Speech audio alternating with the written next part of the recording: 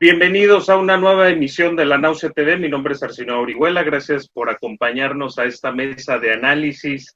En esta ocasión vamos a conversar con distinguidos politólogos, Rafael de la Garza, Camilo González y Héctor Oz, sobre el problema que posiblemente aflige a más gente en el mundo, claro, detrás de la crisis sanitaria, y que es el impacto de la pandemia en la sociabilidad de las personas en general y en los mercados de trabajo en particular. Ahora bien, más que abordar el tema desde el gélido análisis económico, nos interesa tratarlo más bien desde el punto de vista social, político, allí donde lo amerite, humano y personal. Para aquellos que estén interesados en datos duros, estadísticas, numeralia, les recomiendo un par de reportes que publicaron la CEPAL y la Oxfam recientemente y que versan sobre el impacto económico de la pandemia en nuestro país, en la región y en el mundo. Ahora, tratando de hacer un ejercicio de retrospectiva, hay que recordar que desde marzo la Organización Mundial de la Salud anunció que la propagación del virus estaba acelerando y que los gobiernos debían multiplicar las cuarentenas para evitar que sus sistemas sanitarios colapsaran. Unos más laxos, otros más estrictos. Los diferentes países del mundo se sumaron a las órdenes de cuarentena. Y una medida tan modesta, rudimentaria y común como el distanciamiento social se convirtió en la punta de lanza de la estrategia anti-COVID. O sea, ni los presupuestos billonarios de los aparatos militares, ni los superestados hipersecuritizados, ni la cibertecnología de última generación, no. A la especie la salvaron la salvó los 6 pies o 2 metros de distanciamiento físico, punto. Y evidentemente el encierro. Ya en abril la estimación es que habían alrededor de 2.600 millones de personas sujetas a órdenes de confinamiento, lo que equivale a 1/3 de la población mundial, y en junio la cifra ya rebasaba los 4.000 millones de personas, es decir, cerca de 1/3 de la población mundial. Y en junio la cifra de hecho ya rebasaba 4.000 millones de personas, es decir, cerca de 6 personas de cada 10 de la población mundial en encierro. Y se calcula que al menos 110 países o territorios del mundo colocaron en cuarentena sus principales ciudades. Yo les pregunto a los compañeros desde esta perspectiva más testimonial, anecdótica, personal, ¿qué cambios introdujeron en su cotidianidad durante el confinamiento? ¿Cómo se desarrolla en general su vida en este contexto de distanciamiento social? Comenzamos contigo, Camilo. Gracias, Arsinio. Saludos, amigos, Rafa, Héctor. Pues de entrada, creo que a todos nos costó trabajo asimilar el cambio, ¿no? Siento, y bueno, recordando los datos tanto de Aguascalientes, que es donde estoy ahora, como de Veracruz, que sigo cotidianamente, pues fue un golpe duro el tener que ir al trabajo y no saludar a las personas, el tener que utilizar equipamiento diferente, el ir a un centro comercial, a un supermercado y mantener tu sana distancia, ¿no? O sea, de entrada creo que el golpe nos costó trabajo asimilarlo, pero en lo personal creo que ha sido algo benéfico, en términos de mi propia cotidianidad. Pues muchas veces comemos en la calle, andamos en la calle todo el tiempo, y sí he notado una mayor preocupación de la gente porque los espacios estén sanitizados, por no buscar aglomeraciones, por tener mayor cuidado en respetar los espacios de los demás.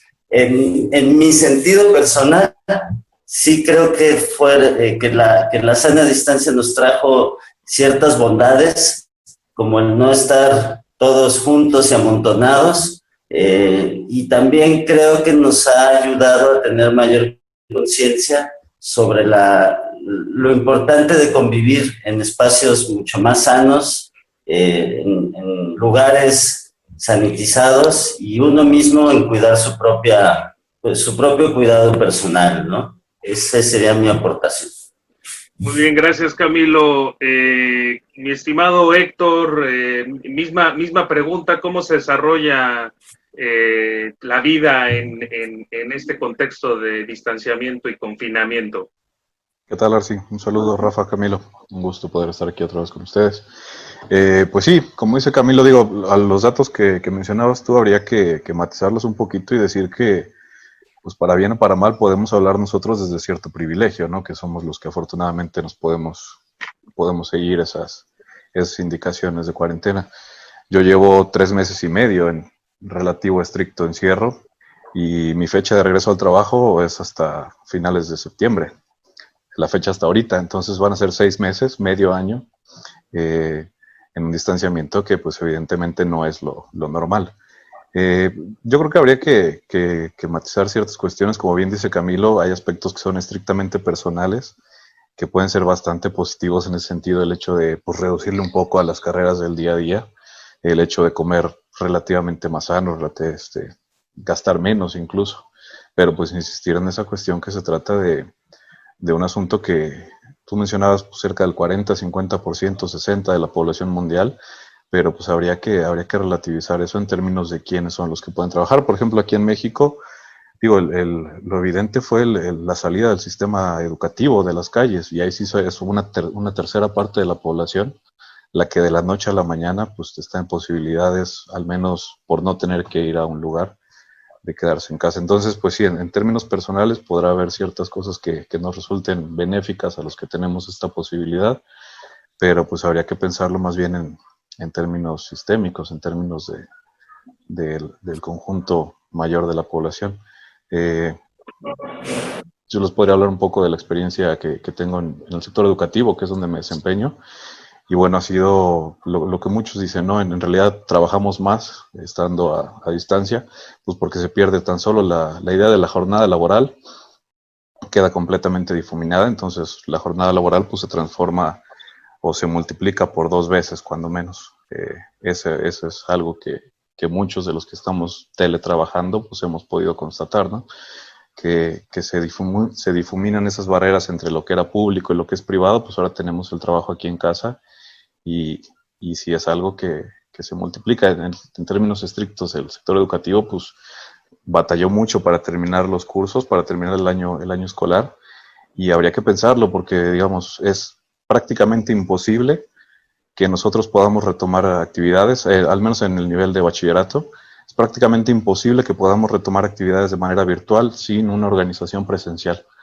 Las universidades, bueno, será otra cuestión, pero para nosotros va a ser, insisto, es prácticamente imposible que podamos iniciar un semestre si no hay al menos 1 o 2 semanas de organización.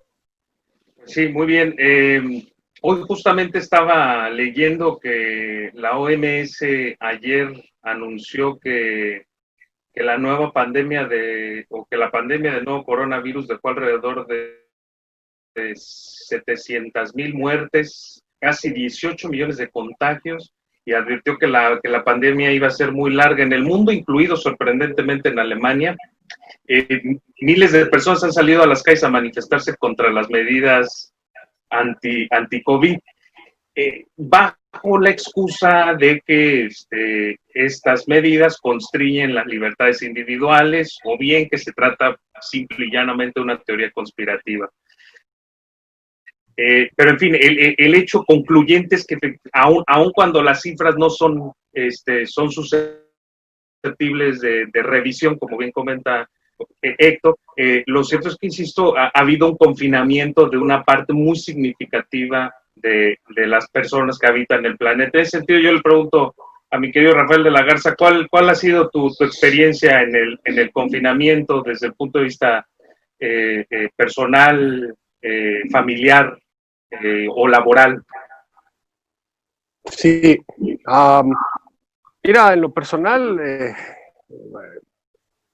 ha sido un momento de introspección obligado, pero ha venido cambiando.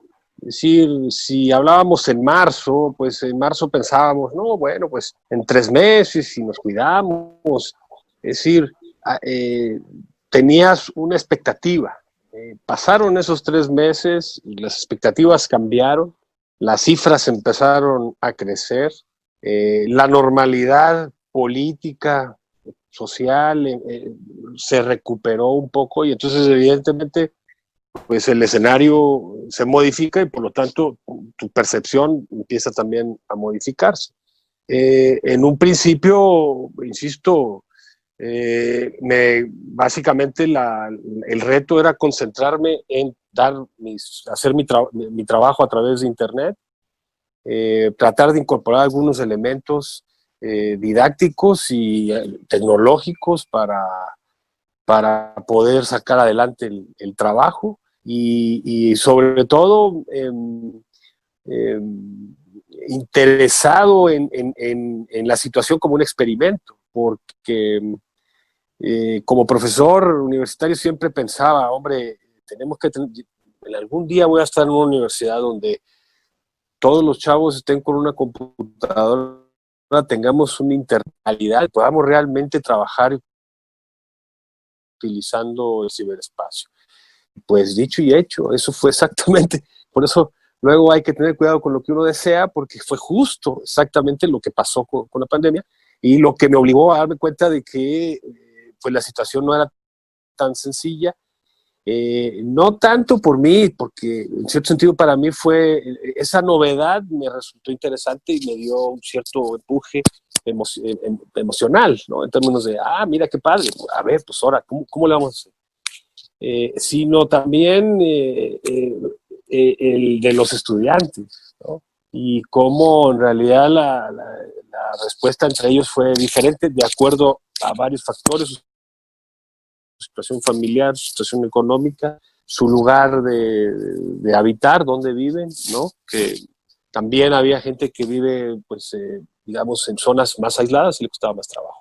Entonces, en un primer momento para mí fue estimulante, incluso positivo en el sentido de que, como decía Héctor, empiezas a ahorrar, los gastos bajan, la gasolina, el consumo de gasolina, bueno, el coche estaba prácticamente sin moverse y pues básicamente esa parte pues me tenía relativamente contento. Ese fue la primera etapa. En la segunda etapa ya de las repercusiones que tenía en mi casa, con mi familia, con mis hijos, sobre todo que son jóvenes, y que pues evidentemente no era el mismo impacto que estaba teniendo en mí, ¿no? Ellos de alguna manera lo sintieron más fuerte y básicamente pues cortaron todo lo que tenía que ver con la convivencia, ¿no? Mi esposa no tiene trabajo, pierde su trabajo y entonces, bueno, la situación en un primer momento en términos económicos era un poco complicada, pero como los gastos se redujeron mucho, pues básicamente eso me permitió salir adelante.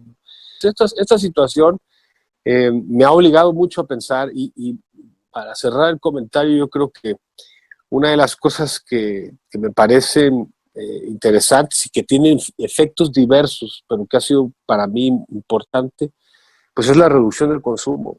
O sea, te das cuenta cómo es una sociedad básicamente organizada a través de los gastos pendejos, perdonen ustedes la expresión, el consumo por el consumo, ¿sí? Que tenía impactos en la salud mental, en la salud física, no se diga en el bolsillo, en el endeudamiento de las personas.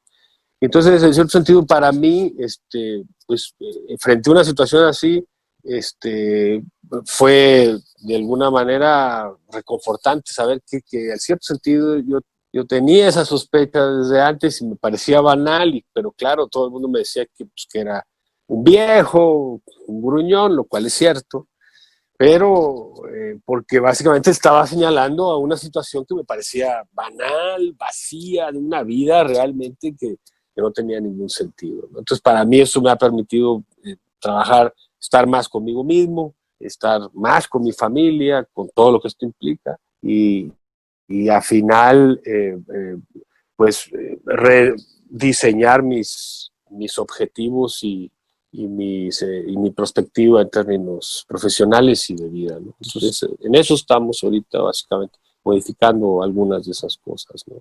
Publicaron una entrevista en un diario español de un escritor e historiador cuyo nombre es Neil Ferguson, y decía él que dentro de 5 años pensaremos que siempre se han usado las mascarillas o que lo normal es pasar más tiempo en casa.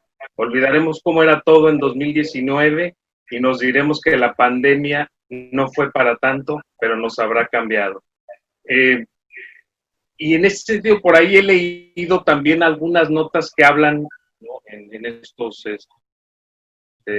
outlets de más difusión, sobre una generación confinada, para referirse a una de jóvenes que sufrirán los efectos de la pandemia y el encierro, de acuerdo con las estimaciones conservadoras, por al menos una década.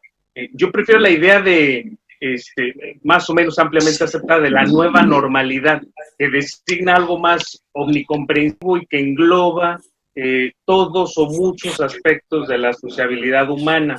Ahora, la pandemia parió un nuevo ordenamiento social, o precipitó el parto de un nuevo orden social, y a mi juicio algunas normas de convivencia y comunicación que han sido introducidas en nuestra cotidianidad, casi ortopédicamente, no tienen marcha atrás, llegaron para quedarse. Entonces, es curioso cómo la mayoría de la gente inclusive entendió esta inevitabilidad casi intuitivamente desde el inicio de la pandemia.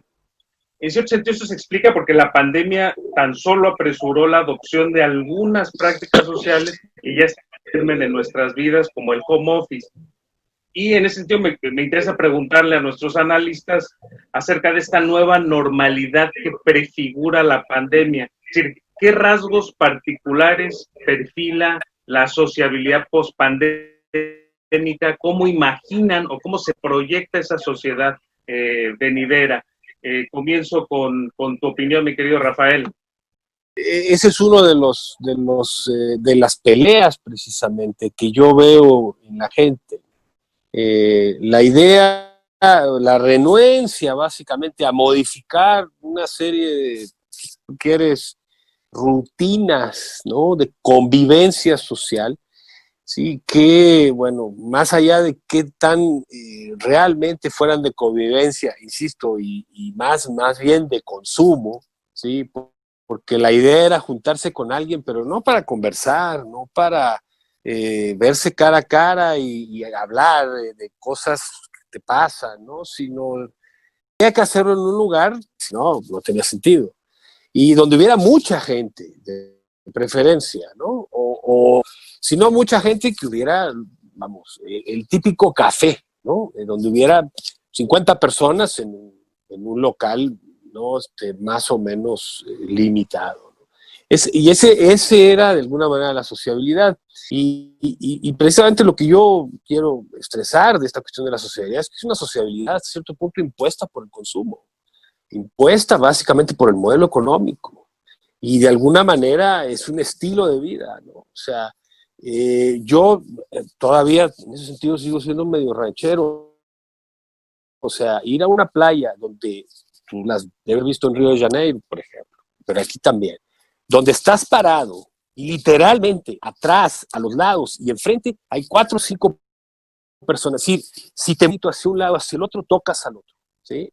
Y entonces, pues eso era así como, wow, ¿no? Ahora sí, aquí está, esto es lo que es, ¿no? A mí siempre me pareció medio histérico el asunto, ¿no? Al contrario, a mí me gustaba estar en una playa donde no hubiera prácticamente nadie. Pero ese no es el tipo de sociabilidad rentable, incluso, ¿sí? La sociabilidad rentable no es ir a una hamaca en una enramada donde una señora pues come frijoles, arroz y cheleas. Básicamente eso es lo que haces 1 o 2 semanas. O sea, lo hacen de vez en cuando como un experimento, pero es mejor irse a Acapulco, a Cancún, y estar en la playa rodeado de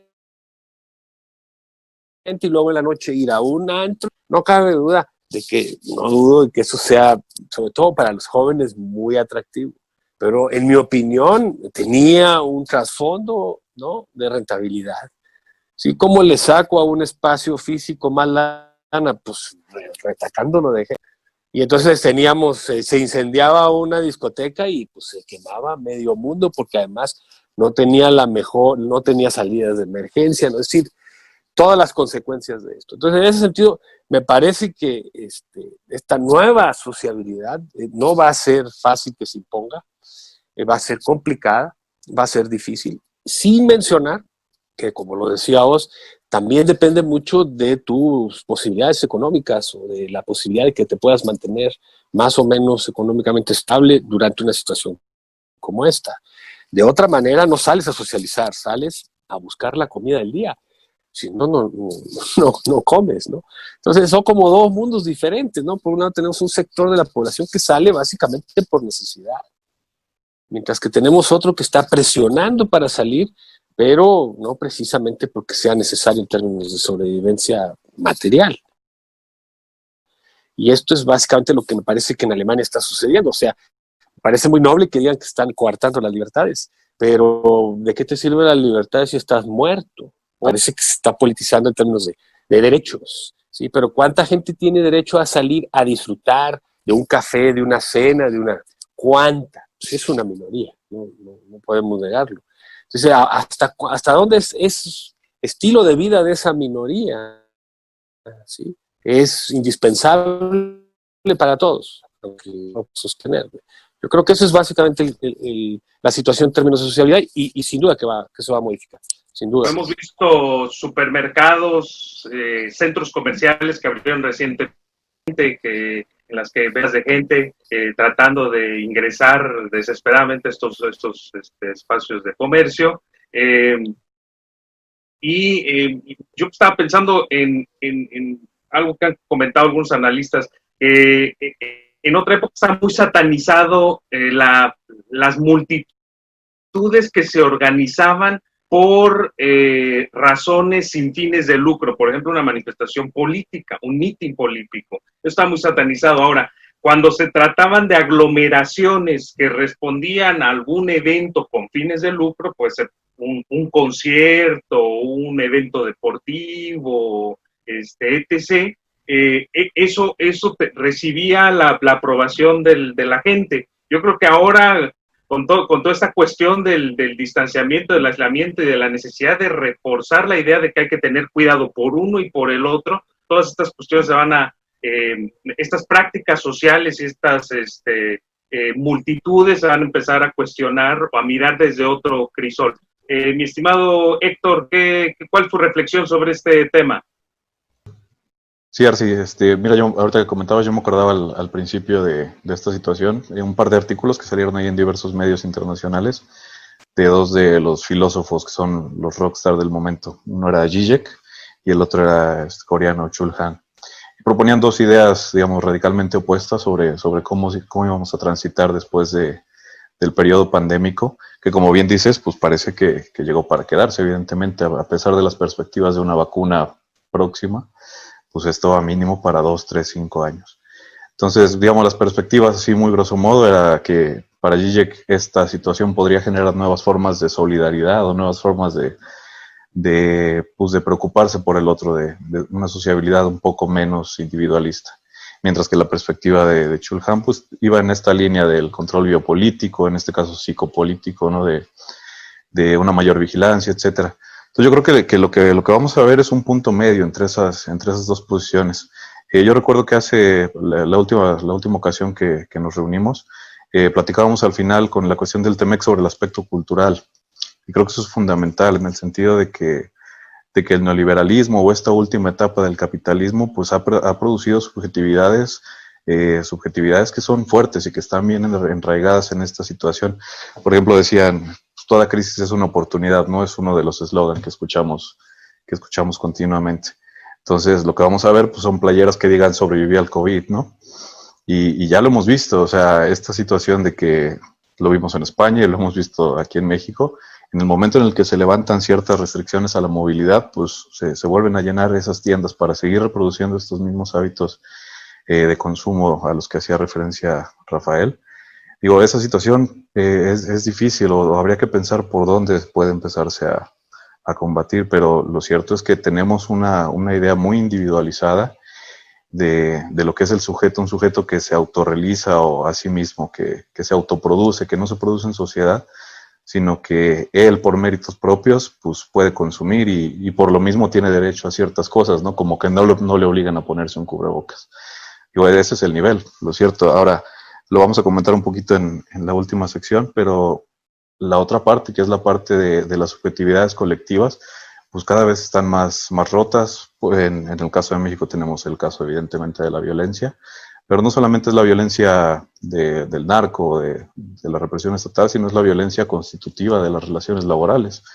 Es decir, son relaciones laborales que están cada vez más independizadas, más, entre comillas, autónomas, y pues que precisamente se rompen ciertos lazos que permitieron el surgimiento de movimientos sindicales o de movimientos populares más o menos organizados. Entonces lo que tenemos actualmente es una separación cada vez más profunda entre los sectores sociales que son los que están más precarizados. Es decir, independientemente o a pesar de esa precarización, pues cada quien ve por sus propios medios, sin pensar que todo es producto de relaciones sociales. Y eso es algo que se va a profundizar más ahora con las cuestiones del home office, del teletrabajo, y que va a seguir produciendo esa subjetividad que es tremendamente individualizante. Entonces eso es lo que yo creo que se viene y que habría que pensarlo en términos políticos. ¿Cómo se puede generar una subjetividad que no dependa solamente del individuo, sino que sea una subjetividad social? Muchas gracias. Hay allí una coincidencia, ¿no? Destacan el asunto del consumo. Ahora, a mí lo que me llama la atención es que más bien lo que vamos a observar es que la gente ya no se tiene que trasladar a las esferas o espacios de consumo, sino que el consumo se va a saltar e irrumpir en el espacio privado como ya hace a través del celular o a través de las plataformas digitales. Ya en algunos países como Estados Unidos ya había un cierto adiestramiento en ese sentido, porque mucha gente pide las cosas que consume cotidianamente por las plataformas digitales, y las entregas son a veces de 3 o 4 horas desde el momento que tú ordenas. Entonces, inclusive si quieres pedir un café y te urge tomar el café, hay entregas de 3 o 4 horas. Entonces, vamos a empezar a ver cómo se va a ir a configurar las nuevas prácticas de consumo alrededor de esta nueva lógica de la digitalidad. Y el consumo va a entrar dentro del espacio privado como ya ha hecho o como ha ido haciendo gradualmente en los últimos decenios. Mi querido Camilo, ¿cuál es tu opinión sobre este tema? Bueno, yo he estado tratando de recordar en 2009, cuando llegó la influenza, qué tan factible hubiera sido este confinamiento y este teletrabajo. Lo cierto es que en los últimos 10 años, pues ya existían este tipo de plataformas, por ejemplo, para hacer teleconferencias y mesas de análisis digital, pero no estaban de moda, por así decirlo, ¿no? Existían ciertas plataformas para poder hacer compras en Internet, pero pues no estaban tan de moda como lo están ahora, ¿no? Las mismas redes sociales pues comenzaban su auge, pero no formaban parte de nuestra vida como lo hacen ahora. Yo te diría, incluso antes de la pandemia ya estábamos caminando hacia una lejanización de la convivencia, ¿no? Hacia una digitalización de la convivencia. Sin la pandemia, pues ya lo puedes ver en los adolescentes, en los jóvenes, se pasan más tiempo en la computadora, en su celular, que realmente en una charla, ¿no? La charla de café, pues ya ahora sí que quedó en el siglo pasado, ¿no? Y la pandemia yo creo que vino a acelerar mundialmente este proceso de sana distancia, de convivencia a través de Internet. La pregunta que me hago es, bueno, ¿cómo estaríamos sin Internet, no? Yo creo que no sería factible que esto pasara, y como bien pues lo mencionan, el consumo también se está modificando debido al avance tecnológico que permite pues una logística de horas para que te hagan entrega de cualquier producto, las cadenas de manufactura que te venden lo mismo en China, en Estados Unidos, en Latinoamérica. Entonces, sí creo que la pandemia vino a acelerar, pero un proceso que ya existía en nuestras vidas y que, pues, por ejemplo, sí me pone a pensar, ¿cómo se va a tasar ahora el valor del trabajo en la teledistancia? Si pues las máquinas nos están ayudando todavía más a quitarle el trabajo al hombre, ¿no? En el doble sentido de que pues, ellas hacen gran parte del soporte, ¿no? Y no se necesitan tantas horas del ser humano en una oficina o en un espacio en particular para ser productivo, ¿no? Entonces, creo que ya venía esta tendencia, creo que los últimos 10 años han sido muy importantes para adentrar en nuestras vidas las redes sociales, el Internet, el consumo a través de la logística por Internet, pero sí definitivamente la pandemia aceleró un proceso que además estaba, yo creo que arraigado en ciertas zonas del mundo, ¿no? La pandemia lo hizo realmente uniforme en todo el mundo y pues que más de la mitad de la población lleguemos a estar confinadas en un momento, definitivamente cambia la manera en la que convivimos y en la que consumimos. Claro, de hecho, bueno, hay algunos autores afines o afectos a las teorías conspirativas que sugieren que el virus, la pandemia, es un instrumento para adiestrar, adoctrinar a la gente en el uso de las nuevas tecnologías y por consiguiente para alterar el patrón de sociabilidad de las sociedades en función de la tecnologización. Más allá del contenido conspirativo de la tesis, me parece que, como ya mencioné en la oportunidad pasada, es que sí hay una especie de inercia ortopédica, ¿no? En la que a nosotros nos están enseñando a justamente socializar sin el contacto o la proximidad física, ¿no? Ahora, tratando de trasladarnos a lo que es la cuestión del orden laboral, yo estaba leyendo que de acuerdo con la Organización Internacional del Trabajo, la pandemia y las medidas de distanciamiento social que se implementaron en el mundo tienen un impacto en el 81% de la fuerza laboral. El comercio, la industria y los servicios son evidentemente los sectores más castigados, y el sector informal, que sorprendentemente descubrí que representa el 76% del empleo mundial. En México me parece que el porcentaje es del 60%, uno de los más altos de los países de la OCDE. Ahora, en todos lados se instaló esta idea o realidad profetizada de una nueva normalidad. Esta nueva normalidad, tal como uno la puede imaginar a bote pronto, tiene a mi juicio tres rasgos fundamentales: el riesgo, el aislamiento y el desempleo. Y estos tres elementos no son exactamente nuevos, sino apenas ecos de inercias que arrastramos, y como bien señala el compañero Camilo, que la pandemia aceleró y que se explican esencialmente por fenómenos que anclan en lo económico y lo político.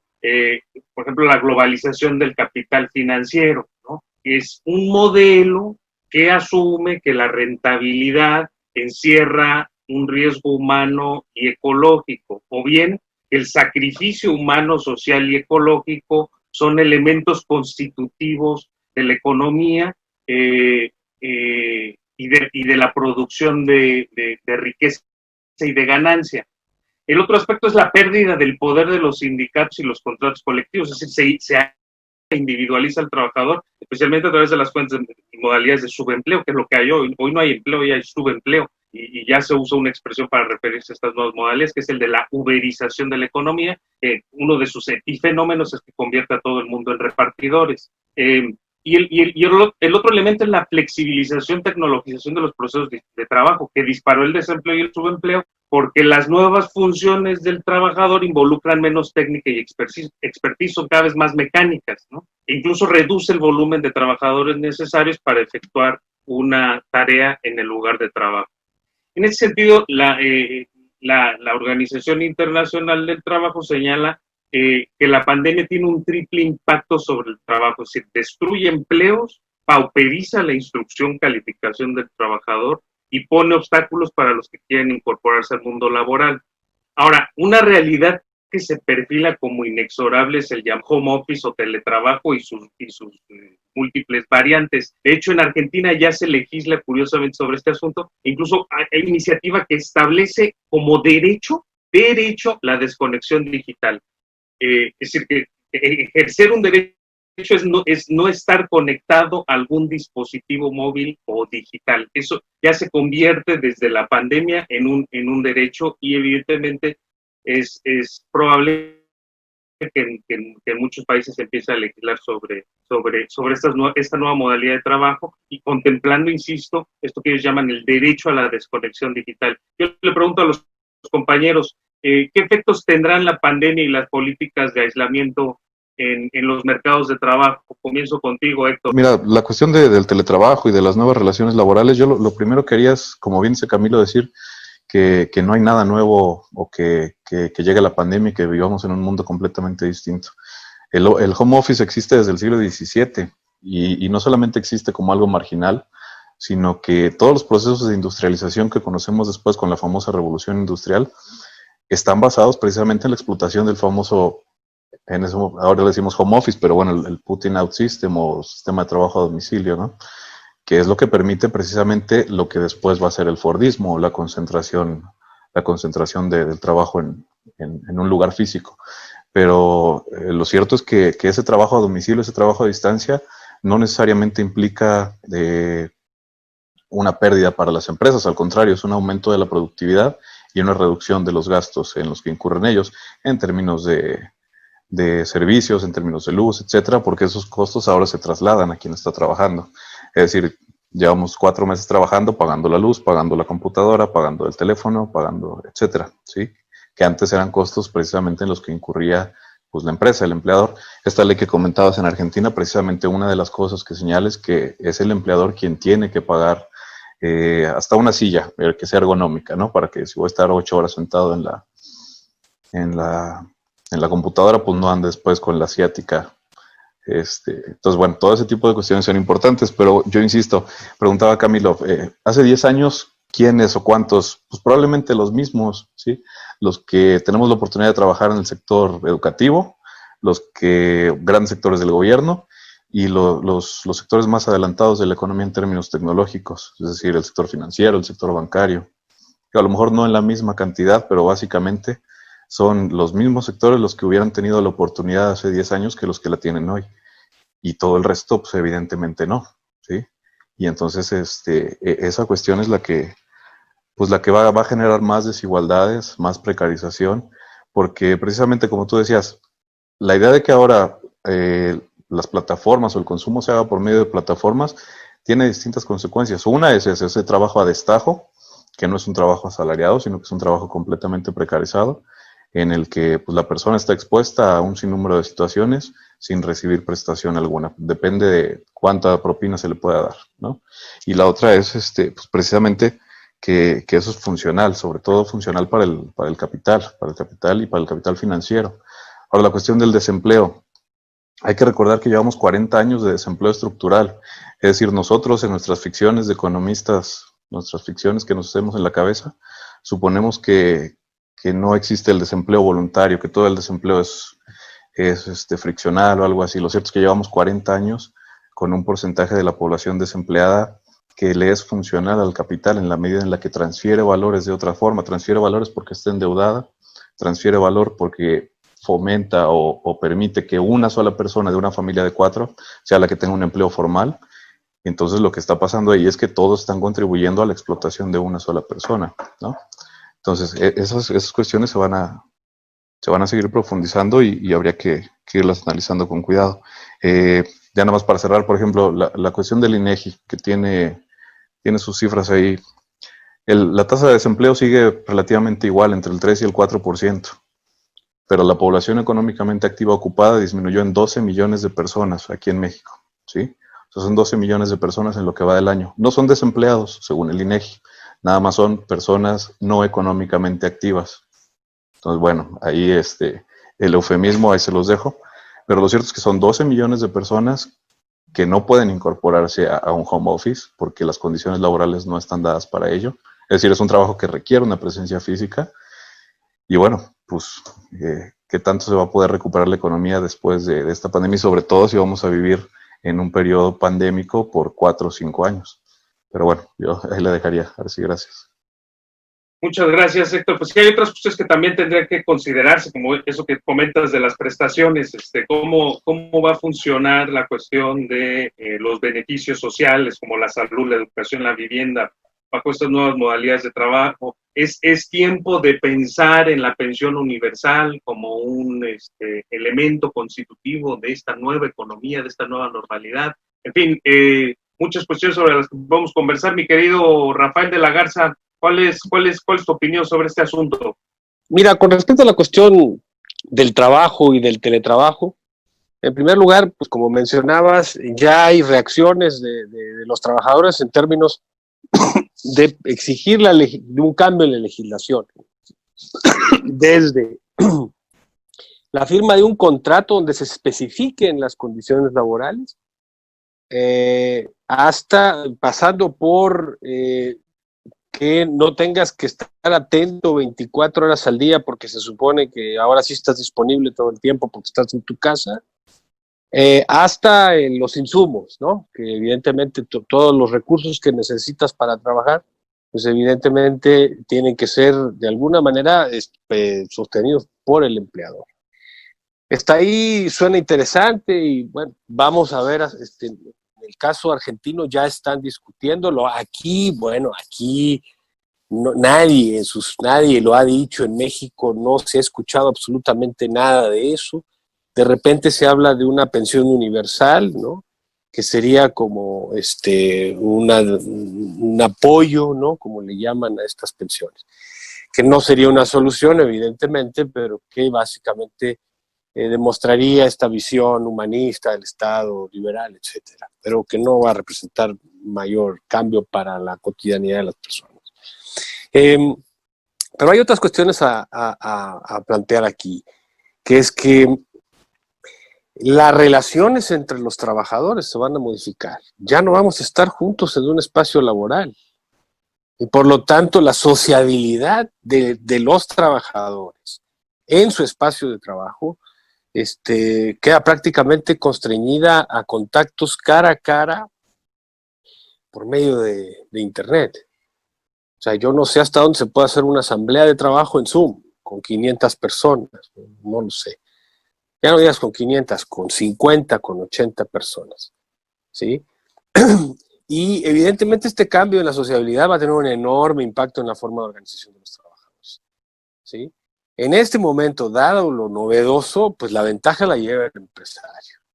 Porque efectivamente, en este momento y desde marzo, todos, en particular en lo que a mi trabajo corresponde, soy mucho más productivo que lo que era antes.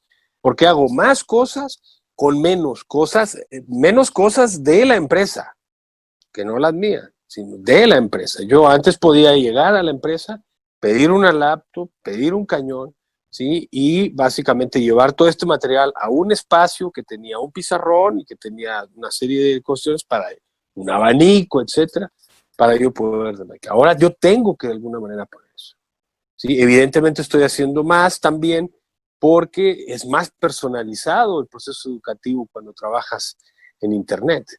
De otra manera, si en el aula se te escapan, imagínate aquí si no tienes un contacto directo prácticamente con eso. Por eso yo estoy de acuerdo con Nos cuando dice, a lo mejor en la universidad se puede con salones de 15, pero con 60 alumnos en un grupo y luego 60 en otro y 60 en otro, y dices, vamos, es prácticamente imposible.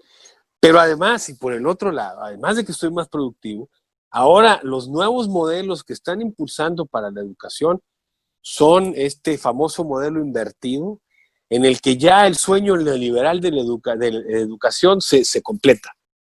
Porque ahora el maestro ya no es maestro, ya no es motivador, ya se convierte en facilitador. No sé bien a bien qué es eso, pero pues no me gusta. Prefiero que me digan profesor a que me digan facilitador, ¿sí? Porque entonces básicamente me están quitando a mí, ¿no?, una parte esencial del trabajo, que es mi relación directa con los estudiantes, mi posibilidad de modificar cara a cara la situación. no la tengo más. Ahora mando un trabajito, pongo un quiz, mando un video y doy una conversación de 15, 20 minutos porque no puedo darla más, porque si en el aula se duermen, en internet más. Entonces, siento que de alguna manera mi trabajo está más devaluado, sin embargo, ¿sí? O al menos eso es lo que pienso, soy más productivo. Y además, con esto termino, los empresarios y los empleadores piensan que nos estamos haciendo güeyes porque trabajamos desde la casa y que por lo tanto deberíamos cobrar menos, porque pues está más fácil, ¿no? Para ellos es pues, más fácil. Oye, pues estás en tu casa, tienes todo. No, pues no era como tenerte aquí, ¿no? Filmarte, firma de recibido, el prefecto iba y te veía. Ahora te vigilan, ¿no? Desde afuera, pero no pueden vigilar a todos al mismo tiempo, ¿sí? Y entonces, yo siento de alguna manera que este cambio en términos laborales va a tener un impacto positivo en cierto sentido, porque va a reformular las relaciones entre los propios trabajadores, pero negativo porque la socialidad en términos de trabajo desaparece y entonces nos individualizan más. Y esto va a tener consecuencias en los distintos espacios laborales. No en todos será la misma dinámica, yo supongo, no lo sé. Pero en lo que a mí me respecta, yo lo veo de una forma de devaluación, de precarización, de una fuerte presión sobre el ingreso, porque me lo van a tratar de bajar, porque pues en realidad, oye, pues si estás en tu casa, es como si no estuvieras haciendo nada, ¿no? Y esto es algo que de alguna manera veo yo hacia adelante. En cierto sentido, esto ya cambió, o cambiamos y nos adaptamos a eso, o nos quedamos afuera y con las posibilidades positivas y negativas que esto pueda tener. Si ya de por sí era difícil dignificar nuestro oficio como profesores, ahora en estas condiciones va a ser todavía más difícil. Camilo, una reflexión final más bien. ¿Qué opinas sobre este asunto de los efectos de la pandemia y las políticas de aislamiento social en los mercados de trabajo? Bueno, escuchando las reflexiones de todos, creo que a la economía mundial le pasó en 6 meses de este año lo que al periodismo le ha venido pasando en 20 años. Y es que de entrada, pues antes para ser periodista ibas a una empresa y te pedían escribir 6 o 7 notas al día, ¿no? En una computadora que estaba físicamente ahí en la empresa. Entonces salías con un aparato de grabación a la calle, entrevistabas a 6 o 7 personas o ibas a 6 o 7 lugares y regresabas a hacer tu transcripción. Entonces necesitabas ciertas características técnicas para hacer ese trabajo, ¿no? Conforme la tecnología fue avanzando, ya las empresas dejaron de contratar gente y lo podías hacer directamente tú. Y tú mismo con una sola herramienta de trabajo puedes hacer la grabación, el video, la fotografía, la edición, la transcripción del texto y su corrección y ponerlo en línea, ¿no?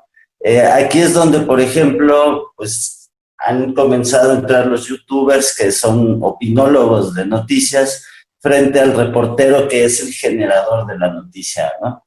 Así como el periodismo ha tenido cambios en su desarrollo, me parece que la economía ahorita pues está obligando a todos los sectores a hacer estos cambios y hacer estas reflexiones, ¿no? El periodista ahora, ¿no? El periodista actual en 2020, pues necesita saber edición de audio, de video, necesita además de saber escribir, estar buscando su información en la calle, pero no tiene un patrón, no tiene una empresa, no tiene ningún tipo de seguridad.